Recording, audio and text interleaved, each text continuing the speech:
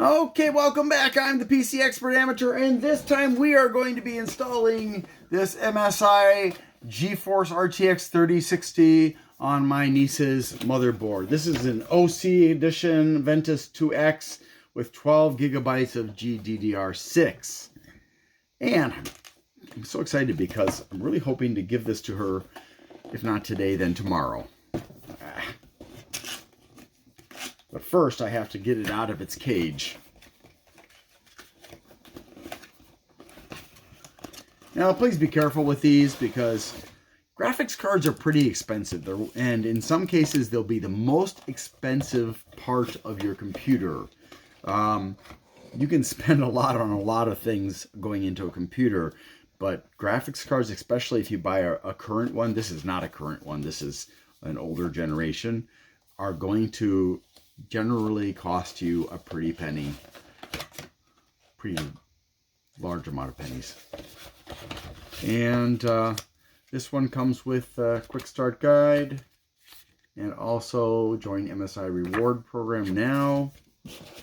I don't know why they needed this massive ribbon for something this small. Ribbon? Did I say ribbon? Envelope. See, this is what happens as I get older. My tongue betrays me more and more often. Well, I know it's my brain, but I like to blame it on my tongue. So we'll just set that aside, and let's reveal this, shall we? Ooh, look at that! It's a plastic bag. How thrilling! All right, so now we want to get that out of there, and that's the easiest way to do that. And carefully remove the tape. Don't screw up the tape. You're going to need it again. Always keep all this stuff because if you have problems with your device, you're going to have to send it back. And some vendors and manufacturers don't want to take it back if you don't have everything. They're very unforgiving about it. They don't pay to recycle this stuff, but they want us to keep this stuff forever. And it's really annoying. So, if you look, you'll notice something funny. You don't see any golden fingers. And that's because they are protected by this. So what we want to do is we want to remove that. And now we can see the golden fingers. Now, if you were doing this inside of the case, you would be immediately attaching this via screws to the case, but we don't have that option right now. So one thing you're going to want to do is you're going to want to scoot your motherboard this way so it's overhanging the edge of your table, because these two things hang down below the level of your motherboard. You want to align it with this, not this one. This one's generally, not in all cases, and in this case it's not, but with some motherboards, this one is the fastest one and this one is a slower one. In this case, this one supports generations 3, 4, and 5. This only supports generation 4. So if you have a 5, you'll put it here, and a 4 will go here, or 3. But if you only have a 3 and a 4, then the 3 will go here, the 4 will go here. If there are 2 4s, 4 and 4. But if you can, get a 4 and get a 5, because the 5 is going to be the fastest. So you're going to align those, and you're just going to push down carefully until it slides into place. And you'll know when it has slid fully into place because oh wait, I should probably show you that. Where is my screwdriver? I misplaced my screwdriver. Or it's hiding. Nope, I misplaced it. Let me turn this around so you can better see what's going on here.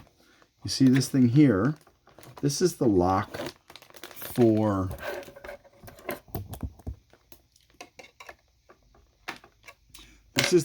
and as you push down, you will see that lock will shift forward, or that way, actually. And now it should be locked into place. However, I'm seeing something not working right here. All right, my dear screwdriver. I need to open this back up. and try again because it is not seating correctly. All right. Now also notice that this is notched, and the reason that is notched is when this lockdown here closes, it's going to insert itself into that notch. There's a slot inside of there. So let's try this again. And again, I need to move it to the edge. There we go. That worked much better. And as you can see, I cannot shift the table now, it back onto the middle of the board now because it's hanging off the edge of the board. But now you can see, if you look here, there are no fingers visible, and this is shifted fully forward, and that's exactly the way you want it. Save this. If you ever have to return it, they're going to expect you to protect the gold fingers with that. That was super easy, wasn't it? Well, you're not actually done, because once you have this installed in your motherboard, or sorry, in your case, you have to connect it to your power supply. And the power supply connection is up here. There are either going to be one or two of them up here. In this case, it's a 2x4 connection. The motherboard that I have has two of these. So unless you're doing like really intense work, you only need to connect one of them. But I would recommend that you do two. And one important note about doing that is this the right one? I think this is the right one. Yeah. Okay.